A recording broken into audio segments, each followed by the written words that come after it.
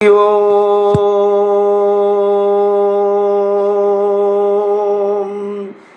हरि ओम हरि ओम।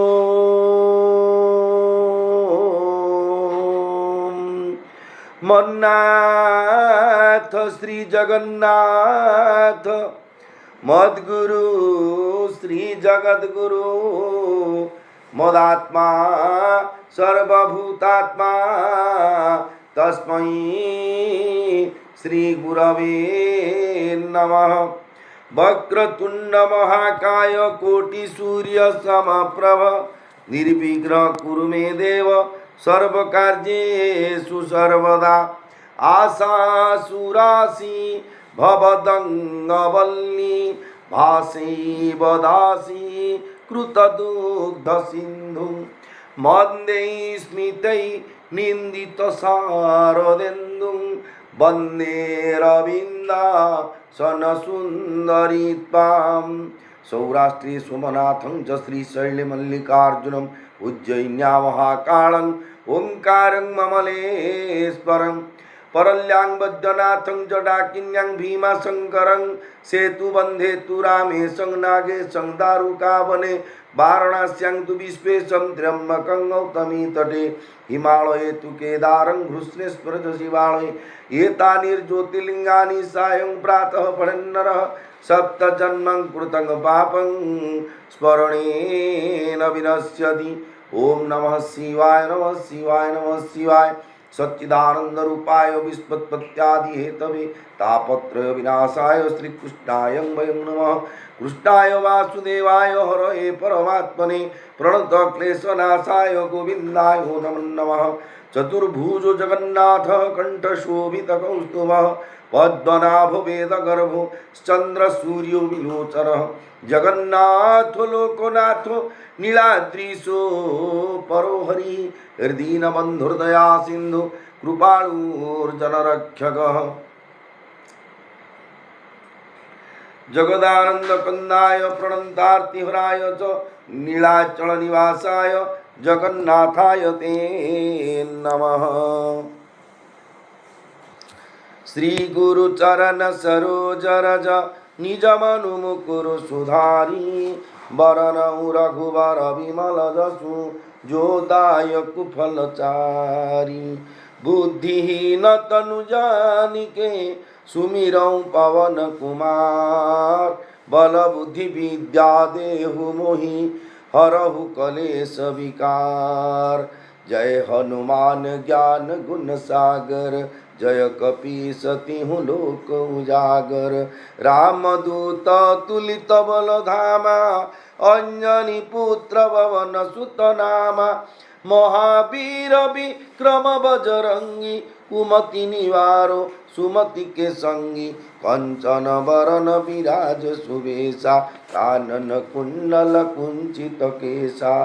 हाथ वज्र ध्वजा विराजई कांधे मूंज जनेऊ साजई।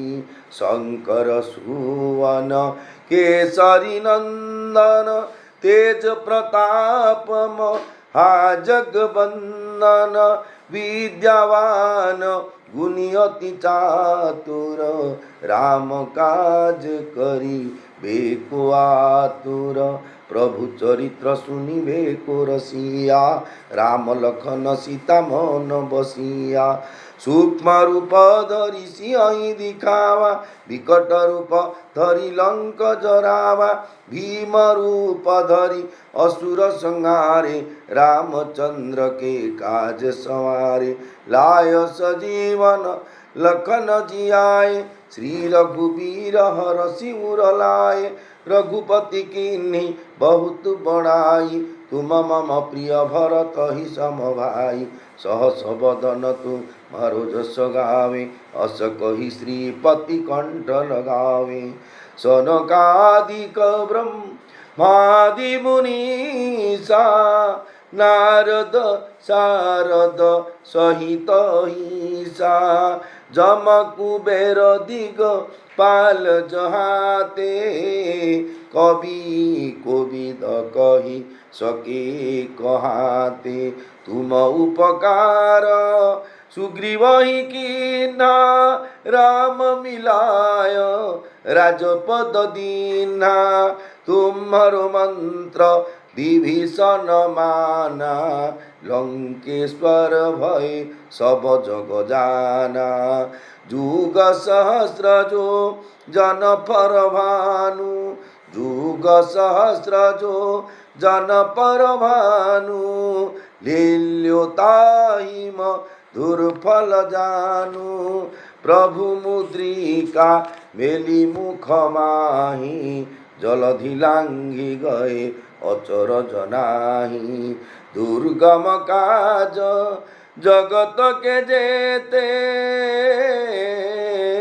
सुगम अनुग्रह तुम्हारे तेते राम दुआरे तुम रखवारे हो तन आज्ञा बीनु पैसारे सब सुख लहे तुम्हारी शरण तुम रक्षक का हुको डरना आपन तेज समारो आपे तीनों लोको हांकते कापे भूत पिशाचनी कट नहीं आवे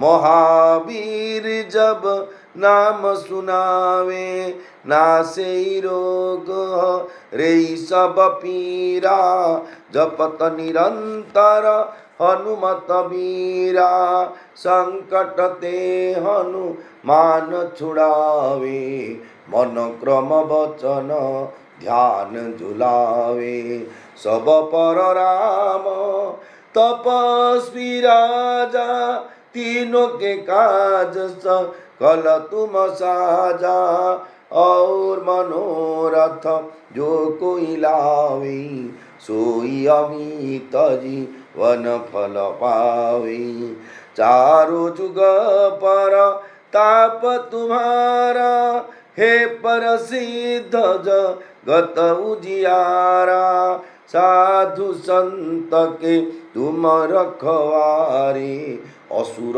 निकंदन राम दुलारे अष्ट सिद्धि नौ निधि के दाता असबर दीन जानकी माता राम रसायन तुम्हारे पासा सदा रहो रघुपति के दासा तुम्हारे भजन राम को पावे जन्म जन्म के दुख बिसरावे अंत काल रघु बरपुर जाई जहाँ जन्म हरि भक्त कहाई और देवता चीतन धरई हनुमत सेई सर्व सुख करई संकट कटे मिटे सब पीरा जो सुमिरे हनुमत बलबीरा जय जय जय हनुमान गोसाई कृपा करहु गुरु देव की नाई जो सतवार पाठ कर कोई छूट ही बंदी महासुख होई जो यह पढ़े हनुमान चालीसा होयो सीधी साखी गौरीसा तुलसीदास सदा हरि तेरा की जयनाथ हृदय महडेरा पवन तनय संकट हरण मंगल मूर्ति रूप राम लखन सीता सहित हृदय बसहु सुरभूप श्री राम जय राम जय जय राम श्री राम जय राम जय हनुमान।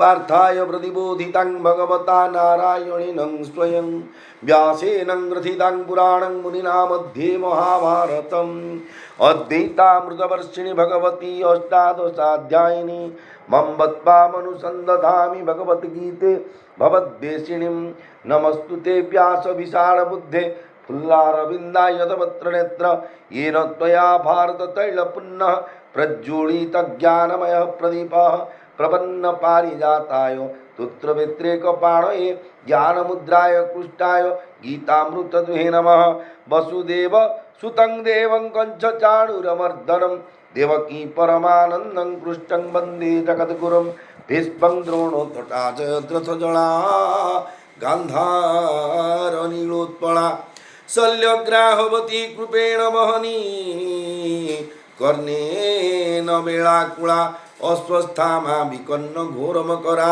दुर्योधना वर्तिनी सोतिन्ना खलुपाण्डवेरण नदी कैवर्तकः केशवः पाराशर्यवतः सरोजममलं गीतार्थगन्धोत्कटं नानाख्यानकं केसरं हरिकथा सम्बोधनाबोधितं लोके सज्जन षट्पदैरः पेपीयमानं मुदा भूयात् भारत पंकजं कलिमल प्रध्वंसिनः श्रेयसे मूकं करोति वाचालं पंगुं लङ्घयते गिरिं यत्कृपातमहं वन्दे परमानन्दमाधवं गीताशास्त्रमिदं पुण्यं यः पठति प्रयतः पुमान् विष्णुः पदमवाप्नोति भयशोकादिवर्जितः गीताध्ययनशीलस्य प्राणायामपरस्य च नैव सन्ति हि पापानि पूर्वजन्म कृतानि च मलनिर्मोचनं पुंसा जलस्नान दिने दिने सकृद्गीताम्भसि स्नानं संसारमलनाशनं गीतासु गीता कर्तव्या किं मन्ये शास्त्रविस्तरैः या स्वयं पद्मनाभस्य मुखपद्माद्विनिः स्मृता भारतामृतसर्वस्वं विष्णुभक्त्राद्विनिः श्रुतं गीता गङ्गोदकं पीत्वा पुनर्जन्म न विद्यते सर्वोपनिषदो गावो दुग्धा गोपालनन्दनः पार्थवत्स सुधीर्भुक्ता दुग्धं गीतामृतं महत् एकं शास्त्रं देवकीपुत्र गीतमेको देव देवकीपुत्र एव एको मन्त्र तस्य नामानि यानि कर्माप्येकं तस्य देवस्य सेवा शान्ताकारं भुजगशयनं पद्मनाभं सुरेशं विश्वाधारं गगनसदृशं मेघवर्णं शुभांगं लक्ष्मीकान्तं कमलनयनं योगिर्विद्यानगम्यं वन्दे विष्णुं भवभयहरं सर्वलोकैकनाथं यं ब्रह्मा वरुणेन्द्ररुद्रमरुतः स्तुन्मन्दिर्दिव्यैस्तवैर्वेदैः साङ्गपदक्रमोपनिषदैः गायन्ति जं सामगाः ध्यानावस्थित तद्गतेन मनसा पश्यन्ति जं योगिनो यस्यान्तनविदो सुरासुरगणा देवाय तस्मै नमः कस्तूरितिलकं ललाटपटले वक्षस्थले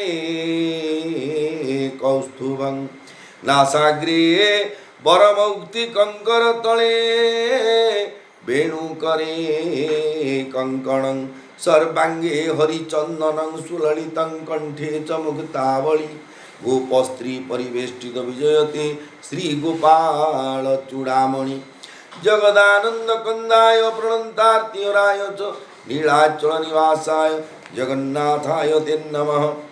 मेरे प्रिय भाई और बहनों, आप सब श्री क्षेत्र धाम जो पुरुषोत्तम धाम से श्रवण कर रहे हैं, सुन रहे हैं, जोगेश्वर भगवान श्री कृष्ण जी से दिए हुए अर्जुन के निमित्त करके सारे विश्व की जितने भी इंसान है उसकी आत्मा कैसे उद्धार पाए। भगवान ने हमको मानव जन्म दिए केवल एक ही लक्ष्य से, बारंबार जन्म मृत्यु चक्र से भटकते हुए बहुत सा कष्ट हम जो पाएंगे पा चुके हैं। इसलिए भगवान कृपा करके आज हमको इस कलि युग में मानव जन्म दिए। वो जन्म में क्या करेंगे, हमारा जप तप व्रत जो भी जितने दान पुण्य करेंगे उसी से मुख्य होता है। नाम जप, नाम रूप गुण और धाम, ये चारों से एक ही पकड़ेगा तो नाम को पकड़ो और तीन आपके पास चलाएगा। तो इसीलिए क्षेत्राधिपति जो पूरी धाम क्षेत्राधिपति बड़ा ठाकुर भगवान श्री जगन्नाथ महाप्रभु सुभद्रा माँ सुदर्शन भगवान श्री चरण में अनंत कोटि प्रणाम करते हुए सारे विश्व में जितने भी देवों और देवी, जितने साधु संत महापुरुष, जितने जीवन मुक्त महापुरुष और जड़ और चेतन लघुजन गुरुजन विशेष रूप से सेवायत भाई और बहन सबके श्री चरण में, जो कि भगवान के स्वरूप, जितने में किसी को ऊंचे से नीचे से तो तुलना करके मैंने प्रणाम नहीं करता। जो बोलेंगे मेरे से छोटे वो भगवान को ममी मंच जीव लोके जीवभूत सनातन, भगवान सबके हृदय में अंतर में ज्ञान अंतर में आत्मा रूप से बैठे परमात्मा अंश ही हमारा अंदर, इसलिए सबकी प्रणाम करते हुए शुरू कर रहा हूँ श्रीमद् भगवद गीता की अंतिम अध्याय की इस चल रहे जोगेश्वर भगवान श्री कृष्ण ने अर्जुन से बोले, हे अर्जुन, यस्य नाह मृत भाव बुद्धि जस्य न लिप्यते हस्पापी स इमां लोकान न हन्ति न निबध्यते। जिसका अहंकृत भाव मैं करता हूँ ऐसा भाव नहीं है, और जिसकी बुद्धि लिप्त नहीं होता, जिसकी बुद्धि नहीं लिप्त होती, वह युद्ध में इन संपूर्ण प्राणियों के मार कर भी न मारता है और न बांधता है। कर्तापन मैंने मेरे द्वारा किया हुए जिस कर्म से हमको बोलते हैं तो दायित्व मिलता है, उत्तरदायी जो भी होता है, एक फल की माइनस पॉइंट में नहीं तो प्लस पॉइंट में जो हुआ जिसकी उत्तरदायी होता है उसी को बोलते हैं दायित्व लेना। वो उसी तरह भगवान बोलते हैं अर्जुन, पाने के लिए हराने के लिए युद्ध से तुम मरोगी कि तुमको मारोगे, उसको छोड़ क्या मिलेगा? युद्ध में स्वर्ग मिलेगा कि राज्य मिलेगा, मृत्यु मिलेगा कि जो मिले, तुम्हारा कर्तव्य कर्म तुम निर्वाह करो। ये थी भगवान जोगेश्वर भगवान श्री कृष्ण जी ने गीता की महान उपदेश में केवल कर्म बताते हैं, जो उपयुक्त ये संसार में गीता भागवत उपनिषद रामचरितमानस वाल्मीकि रामायण बोलो, उपनिषद बोलो, कर्मकांड बोलो, सब पे भगवान को पाने के लिए रास्ता बता दिए भगवान ने। इसीलिए भगवान बताते हैं कि तुम कैसे अहंकार से मुक्त हो जाओ, क्योंकि मैंने दिया, मेरे द्वारा इसी तरफ हुआ, जो माइनस मैं क्या करूँ, जड़ वर्षा हो गया, इसी तरह जो माइनस का जब आपकी पुण्य की फल आप लेंगे तो पाप की फल को आप भी भोगना पड़ेगा, नहीं तो फल इच्छा छोड़ दो। मुझे कुछ नहीं, मैंने भगवत गीता पाठ करा, या क्या मिलेगा नहीं मिलेगा, चाहे नर्क चाहे स्वर्ग चाहे वैकुंठ जो भी हो, पढ़ने का कर्तव्य ब्राह्मण जजन जाजन अध्ययन अध्यापन दान प्रतिग्रह 6 कर्म है, ये 6 कर्म ब्राह्मण की, इसलिए मेरे कर्म से मेरे करना पड़ेगा, बोलना पड़ेगा, पाठ करना पड़ेगा, इसलिए मेरे फायदा क्या होगा माइनस क्या होगा, ये विचार भगवान बोलते हैं अर्जुन, अहंकृत भाव नहीं होने के तात्पर्य जो है अहंकार रहित होना, अर्थात मैं करता हूँ ऐसा भाव न होना। बुद्धि लिप्त नहीं होने का तात्पर्य है कामना ममता और स्वार्थ भाव से रहित होना, अर्थात मैं भोगता हूँ ऐसा भाव न होना। स्वरूप में न कर्तापन है न भोक्तापन, केवल जड़ शरीर के साथ संबंध मानकर जीव जिस अहंकार को स्वीकार करता है, उसी अहम भाव से उसमें कर्तापन और भोक्तापन आ जाता है। अर्जुन ने कहा था कि इन आतताइयों को और गुरुजनों को मारने से हमें पाप लगेगा, इसीलिए भगवान यहाँ कहते हैं कि यदि अहंता और बुद्धि की लिप्तता न हो तो इनके मारने से पाप लगने की बात ही क्या है। संपूर्ण प्राणियों को मारने से भी पाप नहीं लगेगा। बुद्धि कामना ममता और स्वार्थ भाव से लिप्त होती है। गंगा जी में कोई डूबकर मर जाता है तो उसमें गंगा जी को पाप नहीं लगता, और कोई गंगा जी की जल पीता है, स्नान करता है, खेती करता है तो उसमें गंगा जी की पुण्य नहीं लगता, कारण कि गंगा जी में अहंकृत भाव और बुद्धि की लिप्तता नहीं है। डॉक्टर से कामना ममता और स्वार्थ बुद्धि नहीं है, वो तो ईश्वर ने तो ऑपरेशन में रोगी को अंग काटने पर भी उसे पाप नहीं लगता। ज्ञान योग से अहंकृत भाव का नाश होता है और कर्म योग से बुद्धि की लिप्तता का नाश होता है। दोनों में से किसी एक का नाश होने पर दूसरा भी नष्ट हो जाता है। अहंकृत भाव के कारण ही जीव में भोग और मुख्य की इच्छा पैदा होती है। अहंकृत भाव से मिटने से भोगेच्छा भी मिट जाती है। भोगेच्छा मिटने पर मुख्य की इच्छा स्वतः पूरी हो जाती है, क्योंकि मुख्य स्वतः सिद्ध है।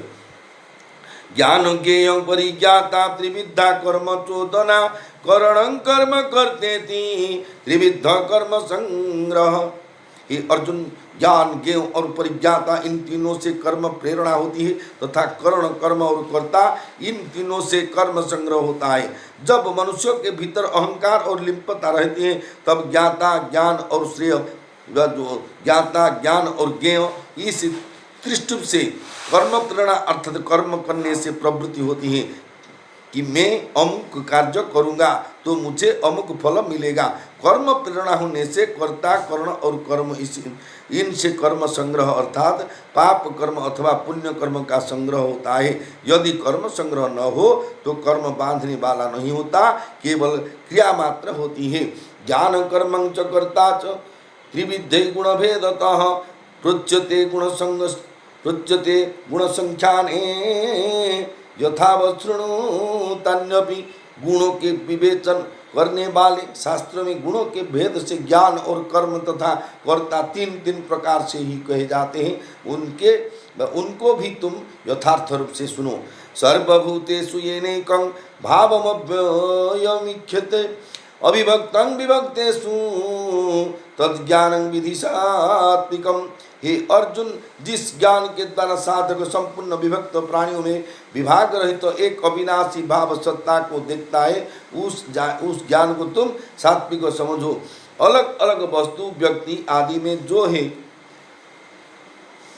मन दिखता है वह उस वस्तु, व्यक्ति आदि का नहीं है, प्रत्युत उन सबसे परिपूर्ण एक परमात्मा है। उन वस्तु, व्यक्ति आदि को स्वतंत्र सत्ता नहीं है, क्योंकि उनमें प्रतिक्षण परिवर्तन हो रहा है, परंतु अपनी अज्ञता से उनकी सत्ता दिखती है। जब अज्ञता मिट जाती है तब अलग अलग वस्तु, व्यक्ति आदि का अलग अलग ज्ञान और यथायोग्य अलग अलग व्यवहार होते हुए भी वह उनमें परिपूर्ण एक निर्विकार तत्व को देखता है। साधक की दृष्टि में प्राणियों की भी सत्ता रहने के कारण यह सात्विक ज्ञान व विवेक कहा गया है। यदि उसी की दृष्टि में प्राणियों की सत्ता न रहे, केवल एक अविनाशी सत्ता ही रहे, तो यह गुणातीत तत्वज्ञान ब्रह्म की प्राप्ति हो है। वह अविनाशी सत्ता सब जगह समान रूप से विद्यमान है। उस सत्ता के साथ हमारी स्वाभाविक एकता है। पृथक्तेन तु यज्ञानं नाना भावन पृथक विधान वेत्ति सर्वेषु भूतेषु तज्ज्ञानं विधिराजसम्। परंतु हे अर्जुन, जो ज्ञान अर्थात जिस ज्ञान के द्वारा मनुष्य संपूर्ण प्राणियों में अलग अलग रूप से अनेक भावों के अलग अलग जानता है, उस ज्ञान को तुम राजस समझो। राजस ज्ञान में राग की मुख्यता होती है। क्रिया, पदार्थ और व्यक्ति का सत्ता देकर उनके साथ राग पूर्वक संबंध जोड़ने के कारण सब अलग अलग दिखते हैं। यतु कृष्ण वेद कस्मिन् कार्य शक्ता महितुकम् अतत्तार्थवदल्पं च तत्तामसमुदाहृतम्। किंतु जो ज्ञान अर्थात जिस ज्ञान के द्वारा मनुष्य एक कार्य रूप शरीर में ही संपूर्ण की तरह आसक्त रहता है तथा जो युक्ति रहित वास्तविक ज्ञान से रहित और तुच्छ है वह तामस कहा गया है। तामस मनुष्य में मूढ़ता की प्रधानता होता है। वह उत्पन्न और नष्ट होने वाले पांच भौतिक शरीरों को ही अपना स्वरूप मानता है। इस श्लोक में ज्ञान शब्द न देने का तात्पर्य है कि वास्तव में यह ज्ञान नहीं है, प्रत्युत अज्ञान ही है। भागवत में इसे परिबुद्धि कहा गया है, पशुबुद्धि मीमांसहि। इसीलिए भगवान बोलते हैं अर्जुन, नियतं संगरहित मोराग देशतः कृतम अफल प्रेप्सुना कर्म यत्यस्ता सात्विकमुच्यते। जो कर्म शास्त्र विधि से नियत किया हुआ है और कर्तृत्व अभिमान रहित हो तथा फलेच्छा रहित मनुष्य के द्वारा बिना राग द्वेष के बिना राग द्वेष के द्वारा किया हुआ हो वह सात्विक कहा जाता है। जब तक अत्यंत सूक्ष्म रूप से भी प्रकृति के साथ संबंध है तब तक यह सात्विक कर्म है। प्रकृति में सर्वथा संबंध विच्छेद होने पर अकर्म हो जाता है। यतुः कामेषु पुनः कर्म साहंकारेण वा पुनः क्रियते बहुलायासं तद्राजसमुदाहृतम्। हे अर्जुन, परंतु जो कर्म भोग की इच्छा से अथवा अहंकार से और परिश्रम पूर्वक किया जाता है वह राजस कहा गया है। कर्म करते समय प्रत्येक मनुष्य के शरीर में परिश्रम होता ही है, परंतु शरीर में राग रहने के कारण राजस मनुष्य शरीर का आराम चाहता है, जिससे उसे थोड़े कामना भी अधिक परिश्रम उसी कामना में भी अधिक परिश्रम प्रतीत होता है। अनुबंधं क्षमं हिंसा अनुबंधं क्षयं हिंसा मनोवेक्ष्य च पौरुषम मुहादारभ्यते कर्म यत्तामसमुच्यते। हे अर्जुन, जो कर्म परिणाम हानि हिंसा और सामर्थ्यों को न देखकर मोहपूर्वक आरंभ किया जाता है वह तामस कहा जाता है। तामस मनुष्य अपनी शक्ति परिणाम आदि का विचार न करके मूढ़ता से काम करता है। वह सात्विक भाव ही ऐसे काम करता है जिससे दूसरे को बाधा पहुँचे। जैसे रास्ता में खड़े होकर बात करने लग जाना, रास्ता में स्कूटर साइकिल आदि खड़ी कर बातचीत करना, दरवाजे के बीच में खड़े हो जाना आदि आदि दूसरों को लगने वाली बाधा की तरफ उसका ध्यान जाता ही नहीं। सात्विक स्वभाव स्वतः उत्थान की ओर जाता है, राजस स्वभाव में उत्थान की एक जाता है और तामस स्वभाव में स्वतः पतन की ओर जाता है। भगवान बोलते हैं, अर्जुन, मुक्त संगो न हम्बादी धृत्युत्साह समन्वितः सिद्धो सिद्ध निर्विकार कर्ता सात्विक उच्यते। मुक्त संगो न अहंकारवादी धृत्युत्साह समन्वितः सिद्धो निर्विकार कर्ता सात्विक उच्यते। हे अर्जुन, जो कर्ता राग रहित कर्तृत्वाभिमान से रहित धैर्य और उत्साह पूर्वक युक्त तथा सिद्धि और असिद्धि में निर्विकार है वह सात्विक कहा जाता है। सात्विक मनुष्य संग और अहंबदनशीलता इन दोनों बातों में रहित होता है, धृति और उत्साह इन दोनों बातों से युक्त होता है तथा सिद्धि और असिद्धि इन दो बातों में निर्विकार सम रहता है। रागी कर्म फल प्रेप्सु लुब्ध हिंसात्मको शुचि हर्ष शोकान्वित कर्ता राजस परिकीर्तितः। हे अर्जुन, जो कर्ता रागी कर्मफल की इच्छा वाला, लोभी, हिंसा के स्वभाव वाला, अशुद्ध और हर्ष शोक से युक्त है वह राजस कहा गया है।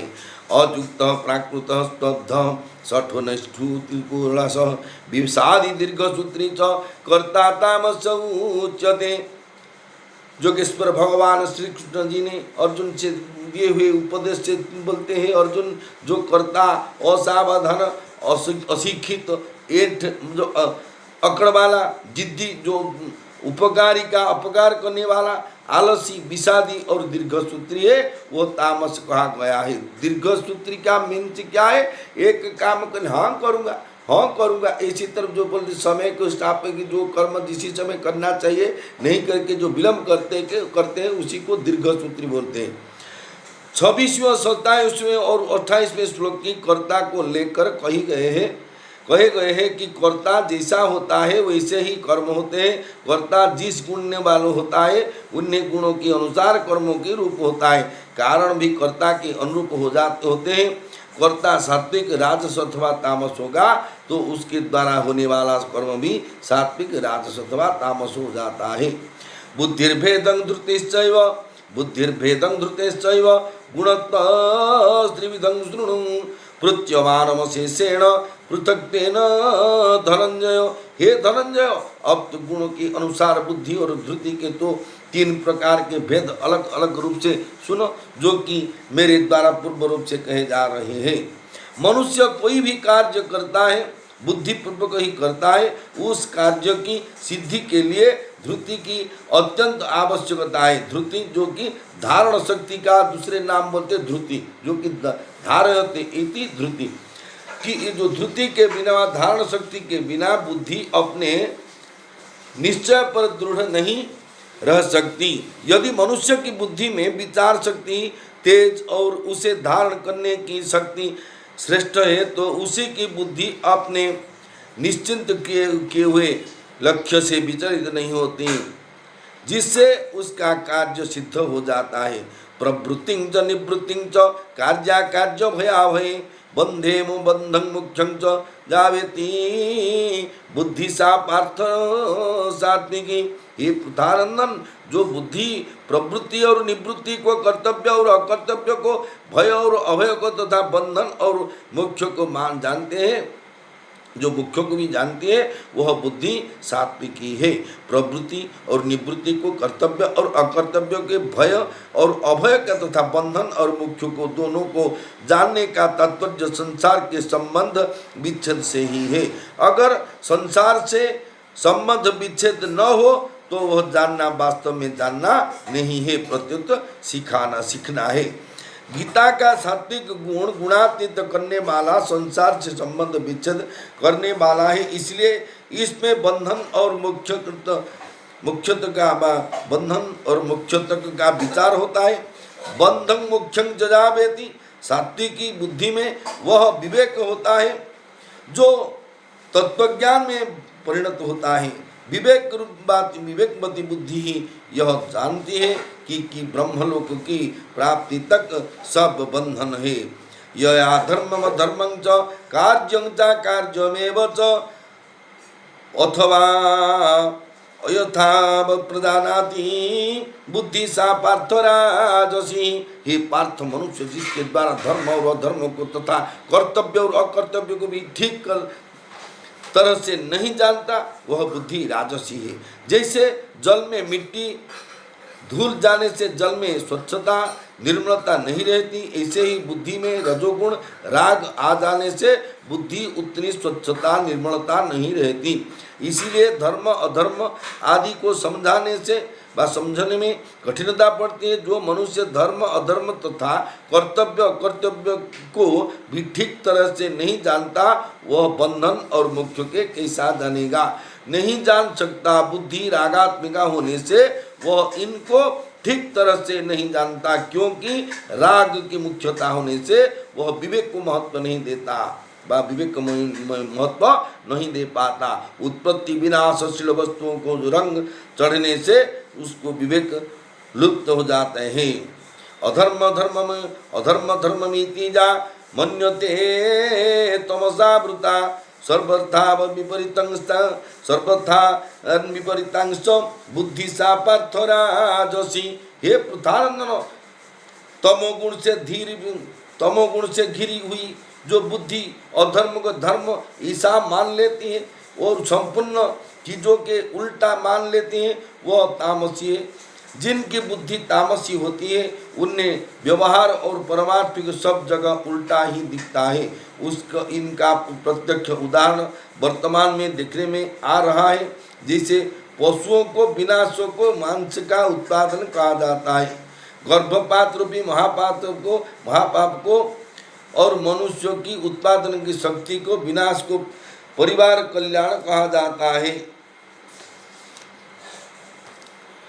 स्त्रियों के उच्छृंखलता को, मर्यादा का नाश को नारी मुक्ति कहा जाता है। पहले स्त्री घर की स्वामिनी गृहलक्ष्मी होती थी। अब घर में बाहर उनके अनेक पुरुष के दासता नौकरी करने का नारी की स्वभाव स्वाधीनता कहा जाता है। बालकों को स्कूल को करने के लिए दी गए रिबस्त घुसपों को दान डोनेशन कहा जाता है। और धार्मिकता को संप्रदायों को और धर्म विरुद्ध का धर्म निरपेक्ष कहा जाता है। जब विनाश काल का समीप आता है तभी ऐसी विपरीत तामसी बुद्धि उत्पन्न होती है। धृत्याजया धारयते मन प्राणेन्द्रिय क्रिया योगिना व्यभिचारिण्या धृति सा पार्थ सात्विकी। हे पार्थ, समता से युक्त जिस अव्यभिचारिणी धृति के द्वारा मनुष्य मन प्राण और इंद्रियों की क्रियाओं को धारण करता है अर्थात संयम रखता है, वह धृति सात्विक ही है। जीव परमात्मा का अंश है, इसलिए परमात्मा के सिवाय कहीं भी जाना व्यभिचार है। और केवल परमात्मा को तरफ चलना अव्यभिचार है। केवल परमात्मा की तरफ चलने वाली धृति अव्यभिचारिणी धृति है। इस धृति से मन, प्राण और इंद्रियों की क्रियाओं पर अधिपत्य हो जाता है। यया तु धर्म कामार्था नो धृत्या धारयते अर्जुन प्रसंगेन फलाकांक्षी धृति सा पार्थ सा राजसी धृति सा पार्थ राजसी। हे अर्जुन, हे पृथानंदन अर्जुन, फल की इच्छा वाला मनुष्य जिस धृति के द्वारा धर्म, काम, जो भोग और धन को अत्यंत आसक्ति पूर्वक धारण करता है वह धृति राजसी है। राजसी धारण शक्ति से मनुष्य अपनी विविध कामनाओं की पूर्ति के लिए ही धर्म का अनुष्ठान करता है, भोग पदार्थों को भोगता है और धन का संग्रह करता है। संसार में अत्यंत राग जो आसक्ति होने के कारण राजस मनुष्य जो कुछ भी शुभ कर्म करता है उसमें उसकी यही कामना रहती है कि इस कर्म से मुझे इस लोक में भी सुख, आराम, मान बढ़ाई, आदर, सत्कार आदि मिले और परलोक में भी सुख भोग मिले। ये आस्वप्नं भयं शोकं विषादं मदमेव च न विमुच्यते दुर्मेधा न विमुच्यति दुर्मेधा धृति सा पार्थ तामसी। यया स्वप्नं भयं शोकं विषादं मदमेव च न विमुच्यन्ति दुर्मेधा धृति सा पार्थ तामसी धृति सा पार्थ तामसी। हे पार्थ, दुष्ट बुद्धि वाला मनुष्य जिस धृति के द्वारा निद्रा, भय, चिंता, दुख और घमंड के भी नहीं छोड़ता अर्थात धारण के रहता है वह धृति तामसी। निद्रा, भय, चिंता, दुख, घमंड आदि दोष तो रहेंगे ही, ये दूर हो ही नहीं सकते। ऐसा निश्चय करने वाला तामस मनुष्य दुर्मेधा है। ऐसा मनुष्य का दोषों के छोड़ने की तरफ ध्यान नहीं जाता, छोड़ने की हिम्मत ही नहीं होती, प्रत्युत वे इनको स्वाभाविक ही धारण किए रहते हैं। इन दोषों को छोड़ने से भला होगा यह बात उनकी समझ में आती ही नहीं। सुखं तिदानी सुखत्पिदानी त्रिविधं शृणु मे भरत श्रव अभ्यासाद् रमते च यत्र दुःखान्तं च निगच्छति यदग्रे विषमिव परिणामे अमृतोपमं तत्सुखं सात्विकं प्रोक्त मात्मबुद्धि प्रसादजम। हे भरतवंशों में श्रेष्ठ अर्जुन, अब तीन प्रकार सुख को भी तुम मुझसे सुनो, जिसमें अभ्यास से रमण होता है और जिससे दुखों का अंत हो जाता है। ऐसा वह परमात्मा विषय को बुद्धि की प्रसन्नता से पैदा होने वाला जो सुख सांसारिक आसक्ति के कारण आरंभ में विष की तरह और परिणाम में अमृत की तरह होता है वह सुख सात्विक कहा गया है। सत्संग, स्वाध्याय, ध्यान, जप, कीर्तन आदि से जो सुख होता है वह परमात्मा के संबंध में होने के कारण सात्विक कहा गया है। कारण कि वह सुख, मान बढ़ाई, सुख, आराम, रुपये, भोग आदि विषेंद्रिय संबंध का राजस भी नहीं है और प्रमाद, आलस्य, निद्रा का तामस भी नहीं है। पूर्व पक्ष 14वें अध्याय में तो सात्विक सुख को बांधने वाला बताया था, सुख संग्रह न बध्नाति, पर यहाँ उसे दुख के नाश करने वाला बताया है। दुखांतं च निगच्छति। इनका सामंजस्य कैसे करेंगे? देखिए उत्तर पक्ष में वर्णित है कि इसका तात्पर्य यह है कि सात्विक सुख में रमण व भोग करने से वह बांधने वाला हो जाता है अर्थात गुणातीत तो नहीं होने देता। यदि रमण न करे तो वह सात्विक सुख दुख को नाश करने वाला हो जाता है। सुख भोगने से दुख का नाश नहीं होता, भोग का त्याग करने ही योग होती है व योग होता से। सुख भोगने से दुख का नाश नहीं होता, भोग का त्याग करने से ही योग होता है। इसीलिए सात्विक सुख से भी असंगता होनी चाहिए। संग होने से बंधन कारक रजोगुण आ जाता है। सत्वगुण में रजोगुण आने से पतन होता है। विवेकों की महत्व न देने के कारण सात्विक सुख आरंभ में विवेक की तरह दिखता है। राजस मनुष्य विवेक को महत्व नहीं देता, अतः सात्विक मुख्य सुख का आरंभ में विषय की तरह दिखता। राजस्पना ही तात्पर्य है कि सात्विक सुख सुखदायी नहीं होता। प्रत्युत मनुष्य की बुद्धि में राजस्पन्ना होने से सात्विक सुख भी उसको विषय की विष की तरह दुखदायी भी दिखती है। उसका उद्देश्य तो सात्विक सुख का है, पर भीतर राजसिक सुख में राग है। विषय इंद्रिय संयोगात दंतग्रे यदग्रे अमृतोपम, विषय इंद्रिय संयोगात यदग्रे अमृतोपम, परिणामे विषमिव तत्परिणामे विषमिव तत्सुखं राजसंस्कृतं। हे अर्जुन, जो सुख इंद्रियों और विषयों की संयोग से होता है वह आरंभ में अमृत की तरह और परिणाम में विष की तरह प्रतीत होता है, अतः वह सुख राजस कहा गया है। जैसे भोजन आरंभ में बहुत से प्रिय लगता है, पर भोजन करते करते जब पेट भर जाता है, भोजन करने की शक्ति क्षीण हो जाती है, तब उससे अरुचि हो जाता है। फिर जो भोजन आरंभ सुख देने वाला प्रतीत होता था वही दुख देने वाला हो जाता है। उस समय कोई व्यक्ति जबरदस्ती खिलाए तो वह शत्रु की तरह प्रतीत होता है। यह बात सभी संसार की भोग में लागू होती है। कोई भी संसार की सुख अखंड नहीं रहता। आरंभ में संसार के सुख अमृत की तरह बहुत प्रिय लगता है, परंतु उसे भोगते भोगते जब परिणाम में वह सुख निरंतर में निरसता में परिणाम हो जाता है, उस सुख में बिल्कुल अरुचि हो जाता है। जो उस सुख से बिल्कुल अरुचि हो जाती है, तत्व वही सुख विवेक की तरह, तत्व वही सुख विषय की तरह दुखदायी हो जाता है। अविवेकी मनुष्य आरंभ को ही महत्व देता है। आरंभ तो सदा रहता नहीं, पर उसकी कामना सदा रहती है। जो संपूर्ण दुखों का कारण है, परिणाम के देखने की योग्यता मनुष्य में ही है। परिणाम को न देखना पशुना है, इसीलिए विवेकी मनुष्य आरंभ को न देखकर परिणाम को देखता है, इसीलिए वह भोगों से आसक्त नहीं होता है। न तेषु रमते बुधः,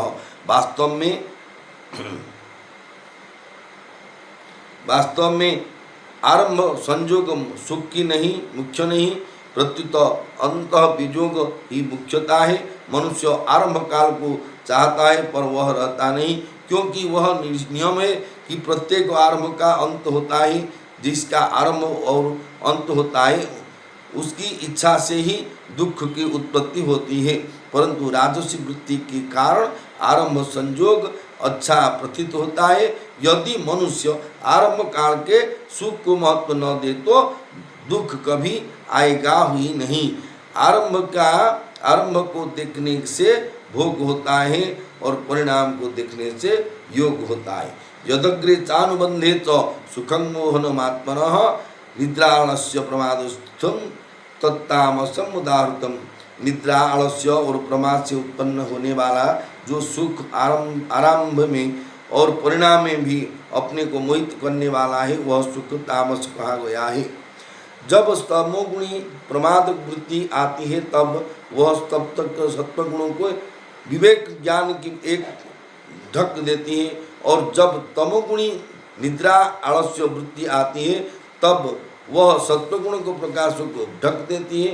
तात्पर्य है कि विवेक ज्ञान के ढकने पर प्रमाद होता है और प्रकाश के ढकने पर आलस्य तथा निद्रा आती है।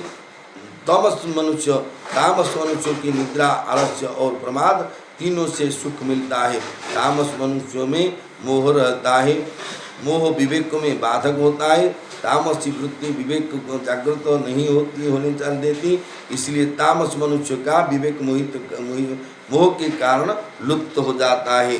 ही जिससे वह आरंभ अंत को देखता ही नहीं। न तदस्ति पृथिव्यां वा दिवि देवेषु वा पुनः सत्वं प्रकृति युक्तं यदेभि स्त्रिधि गुणः।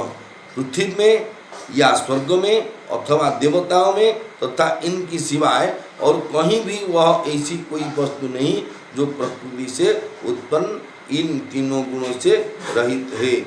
मेरे प्रिय भाई और बहनों, अगले समय फिर आप इसी से अंतिम अध्याय श्लोक की ये जो अध्याय की अंतिम श्लोक तक आगामी समय में श्रवण करेंगे। उसी समय तक आपके पास में विदा मांग चाहता हूँ। जय जगन्नाथ हेमस्याभरण मंगम अनिरतिक्रम यदि शुद्धं अशुद्धं विद्यते।